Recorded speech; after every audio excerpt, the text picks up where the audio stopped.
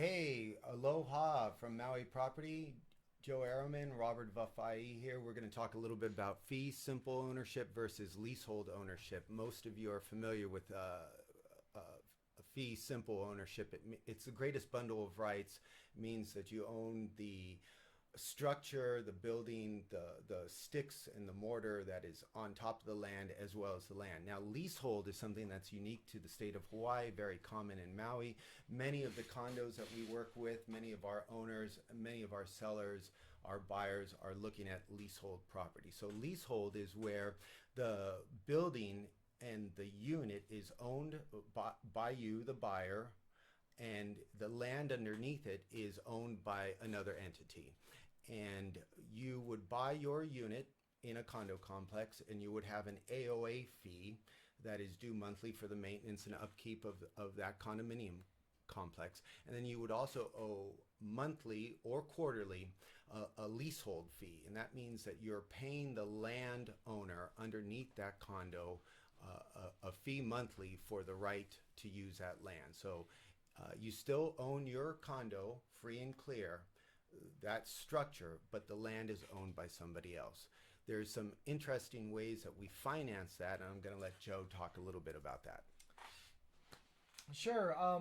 Financing of leasehold properties, you could go through a lender. Typically, it's a portfolio loan, meaning banks here in Hawaii would hold the loan. So, First Hawaiian Bank, Bank of Hawaii, American Savings. There's others as well. Not all lenders lend on leasehold properties at different times. So currently, as of today, I know First Hawaiian Bank is one of the first choices for leasehold properties. What do they charge, or what are you looking at with your down payment? Typically, leasehold properties require 35% down payment on the leasehold properties. So just know that 20%, 10% is not going to cut it. It's 35% with leasehold.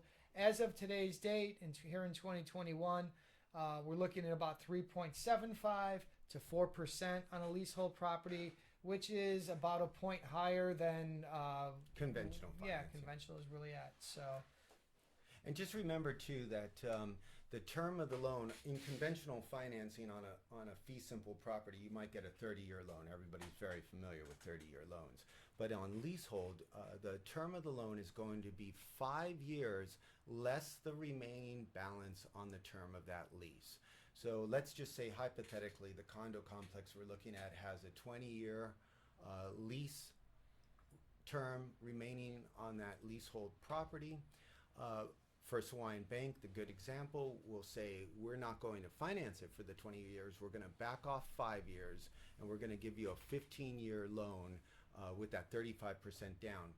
So your monthly loan payments will be fully amortized over 15 years. Now, in comparison to a 30-year loan, that 15-year term being short by half is going to double the monthly payment. So you will have a higher down payment as well as a higher monthly payment when looking at a leasehold property.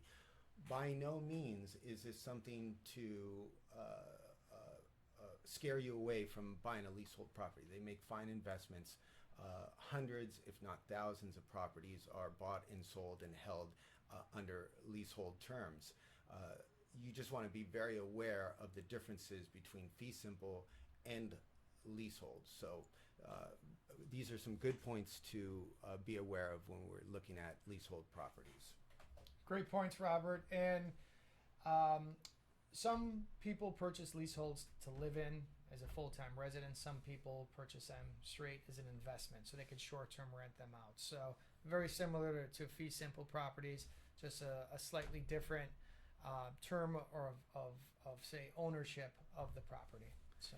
And here's another interesting point. You will see, whether you're looking on our website or in comparables, that a fee simple property will be priced at a higher rate than a leasehold property.